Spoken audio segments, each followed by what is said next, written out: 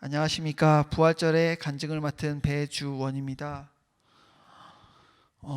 작년 여름 둘째를 임신한 것을 알게 되었고 우리 가정에 찾아와 준 사실이 너무나 기쁘고 그 존재 자체가 축복이라 여겨져서 우리는 태명을 축복이라고 지었습니다. 하지만 임신 기간 동안에 결코 순탄하지만은 않았습니다. 작년 9월 산부인과에서 2차 기형아 검사를 하는데 결과가 다운증후군 고위험군으로 나왔다며 빠른 시일 내에 내원해서 정밀 검사를 받으러 오라는 전화를 받았습니다.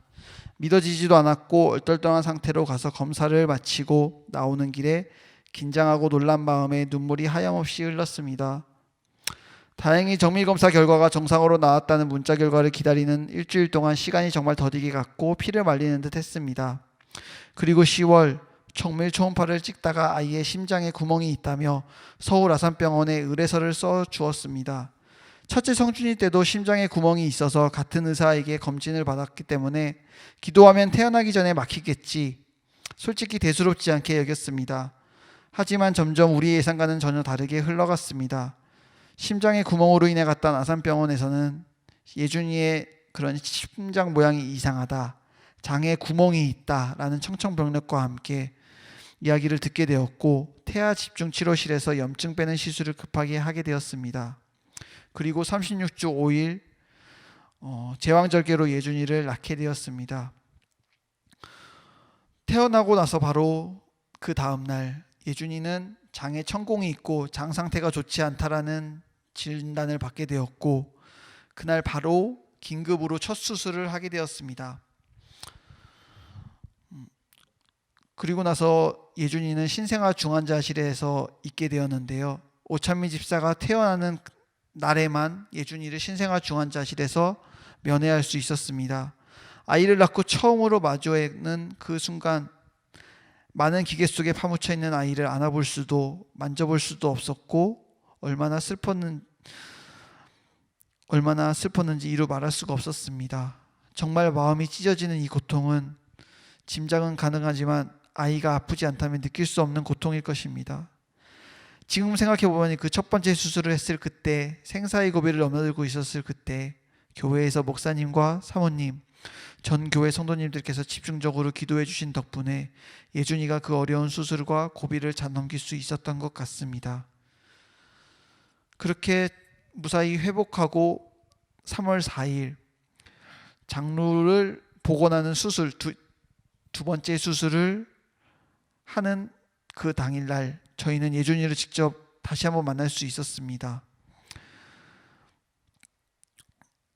그 전까지만 하더라도 제가 유축한 모유와 기저귀를 배달할 때 겨우 사진 부탁해서 보던 그 아이가 직접 보니 얼마나 작고 여리던지요. 그리고 3월 19일 날 이제 예준이가 59일째 되던 날에 예준이는 드디어 신생아 중환자실에서 일반 병실로 옮기게 되었고 오찬미 집사가 기쁘게 상주보호자 신분으로 예준이를 만날 수 있었습니다. 안아보기도 무서울 만큼 작고 간호사가 침대에 옮겨주면서 상처 이곳저곳을 살피는데 개복한 흔적도 보이는데 말로 이루 말할 수가 없었습니다. 예준이와 인사를 하고 드디어 기다리던 모자 상봉을 하게 되었고 6시간마다 50cc씩 모유를 먹었습니다. 하지만 예준이는 그조차도 잘 소화시키지 못하였고 입에 끼고 있던 호스에 주사기를 넣고 먹는 게 얼마나 잘 소화가 되는지 매번 잔류량을 확인을 해야만 했습니다. 이 시기간 동안에 간절한 기도가 자동으로 나왔습니다. 하지만 의사는 예준이의 위와 12지장의 근육이 너무 두꺼워서 근육을 조금 제거하는 수술을 할 수도 있다라는 이야기를 듣게 되었고 그 당시 우리의 마음은 무너졌습니다. 태어난 지 2달도 안 된 아기가 두 번째 수술을 마친 것도 모자라서 세 번째 수술을 하니요. 많은 사람들의 중보기도로 인해 버텨왔지만 솔직히 말씀드리면 주님 왜 우리한테 이러시는 건가요? 이 생각이 바로 들었습니다. 그리고 그 다음날 3월 23일 예준이는 위와 12지장 내 일부 근육 제거 수술 세 번째 수술을 받게 되었습니다. 정말 하나님께서는 예준이의 이런 세 번째 수술을 통해서 2021년 우리에게 기다림의 훈련으로 우리를 이끌고 계심을 너무나도 확연하게 느낄 수 있는 시간이었습니다.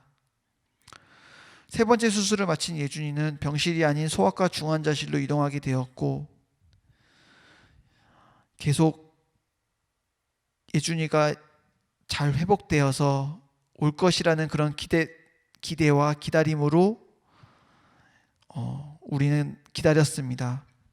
항상 기다림에 익숙해지고 늘 최선을 바라는 가운데 예준이를 통해 하나님의 속성과 성품을 조금이나마 깨닫게 해주시는 것 같았습니다. 예수님도 나를 바라보실 때 언제나 나의 최선을 기대하시고 기다리시겠구나. 늘 나와 함께 하시는데 나는 그 주님을 너무 기다리게만 했었구나. 예수님을 내 마음의 주인이자 구주로 받아들이고 영접했지만 내 마음과 내 뜻대로 했었구나라는 생각이 듣게 되었습니다. 저희는 예준이가 하루만 소아중환자실에 있고 바로 그 내일 일반병실로 올 것이라고 기대하였습니다. 하지만 우리의 기대하고 바라던 것과는 상황과는 전혀 반대로 흘러갔고, 담당 의사는 하루 정도 더 소아과 중환자실에 있어야 할 것 같다라는 말과 함께 다른 입원 환자들도 대기 중이기 때문에 지금 보호자는 짐 싸서 나가라는 청천벽력과 같은 소식을 듣게 되었습니다. 이 당시 오찬미 집사는 눈물로써 상황을 설명하기도 하였고 호소하였지만 아무도 공감해주거나 들어주는 이는 없었습니다. 안 그래도 예준이가 예기치 못한 수술을 3번이나 받아서 속상하고 또 떨어지게 되는 그 마음에 약간의 산후조 우울증이 있었던 것 같습니다. 집에 돌아와서 이렇게 지친 몸과 마음을 의도치 않게 재충전할 수 있는 시간을 허락하신 거라고 생각하고 하나님께 감사를 드렸습니다. 그리고 오후 5시가 넘어서 다시 병원에서 전화가 왔었습니다. 내일 예준이가 일반 병실로 가게 되니 오늘 저녁까지 아산병원에 와서 코로나 검사를 받고 내일 오전까지 상주보호자로 오라는 것이었습니다. 좀만 일찍 이야기해 주면은 무료로 광주시 선별진료소에서 검사를 받았을 텐데 늦게 연락해 준 병원이 참 아쉬웠습니다.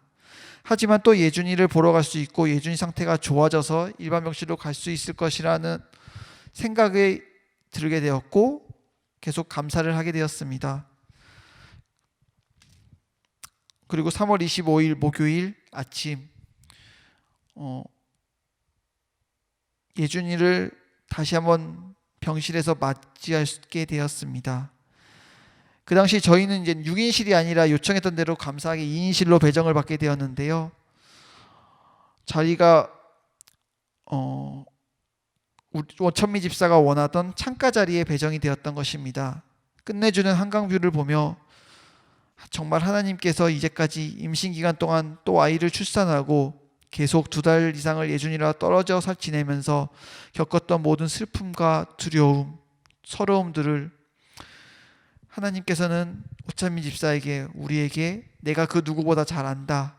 이건 너를 위한 내 선물이란다. 라며 마치 오찬미 집사에게 하나님께서 위로와 격려의 선물을 주신 것 같았습니다.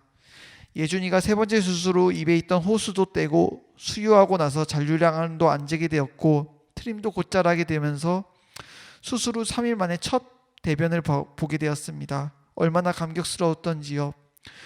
솔직히 첫째 성준이를 키우면서 잘 먹고 잘 싸운 것이 큰 축복이고 감사한 일인 줄 전혀 몰랐습니다. 오히려 너무 당연하게만 느꼈습니다. 하지만 예준이를 통해 소장 천공수술, 장로 복원수술, 그리고 3번째 위랑 12지장 근육 일부 제거 수술을 끝으로 잘 먹고 소화 잘하고 잘 사는 것이 이렇게 큰 축복이구나라는 것을 느끼게 되었고, 하나님께서 이 모든 상황을 경험하게 하시려고 우리에게 이런 고난도 주신 거라고 깨닫게 되었습니다. 늘 말로만 다짐을 외치는 것듯이 믿음으로 하나님은 실수하지 않으셔. 하나님은 일을 행하고 그 일을 성취하시는 분이야. 늘 나와 함께 하시는 임마누엘의 하나님이야 라고 선포한다고 했지만 정말 예준이를 통해 삶에서 느끼게 해주셨습니다. 그리고 3월 29일 월요일 고난주간 첫날 의사는 회진 때 이번 주말에는 퇴원할 수 있을 것 같다라는 말에 너무나 감사했습니다. 때마침 구멍경 사모님께서 안부 전화를 주시게 되었고 바로 이 퇴원의 기쁜 소식을 전하게 되었고, 소식을 전하고 나서 바로 이번 부활주일에 간증을 부탁하셨습니다. 나를 위해 십자가에 달려 죽으셨지만 3일 만에 부활하신 예수님을 생각하며 부활절에 예준이가 태어나게 되었다는 기쁘고 영광스러운 소식을 하나님과 예수님 사람들 교회 온 교우들에게 전하게 되어 감사합니다. 이 모든 상황과 환경 가운데, 그리고 어떻게 구할 바를 알지 못하는 그 상황 가운데서도 힘주시고 용기 주시며 늘 최선으로 인도하시는 하나님께 감사와 영광 돌립니다. 믿음으로 기도해 주신 차기룡 담임 목사님과 구봉경 사모님, 그리고 중보기도팀, 그리고 매일 아침 예준이를 위해 빼먹지 않고 기도해 주신 저희 속회 식구들, 그리고 자기 일인 것처럼 항상 중보기도해 주신 모든 성도님들께 감사드립니다. 마지막으로 예준이를 생각하며 10가지 감사 제목을 나누고 긴 간증을 마칠까 합니다. 하나, 예준이가 장애를 갖지 않고 태어나게 해주셔서 감사합니다. 둘, 3번의 수술을 하게 된 예준이를 통해 아픈 아이와 가족을 둔 가족의 마음을 조금이나마 알게 해주셔서 감사합니다. 셋, 예준이를 통해 나의 믿음을 한 단계, 우리의 믿음을 한 단계 성숙시켜 주셔서 감사합니다. 넷, 예준이를 통해 가족의 소중함을 일깨워 주셔서 감사합니다. 다섯, 예준이의 상황을 통해 나를 살리기 위해 십자가에 못 박혀 죽으신 예수님을 바라보게 해주셔서 감사합니다. 여섯, 예준이의 온전한 치유를 위해 기도한 교회의 많은 중보기도자들과 한 지체가 되어 주셔서 감사합니다. 일곱, 우리 예준이가 출생하여 사진으로밖에 볼 수 없었던 2달여 시간 동안 예준이로 인해 우리 가정의 기쁨과 감사가 넘치게 해주신 것을 믿고 감사합니다. 여덟, 성준이와 좀 더 많은 시간을 가질 수 있는 시간을 주셔서 감사합니다. 아홉, 예준이를 위해 유축하는 엄마를 보며 한 아이를 출산하고 양육하는 엄마의 마음을 조금이나마 알게 해주셔서 감사합니다. 열, 그리 아니하실지라도 하나님을 더욱더 신뢰하게 해주셔서 감사합니다. 감사합니다.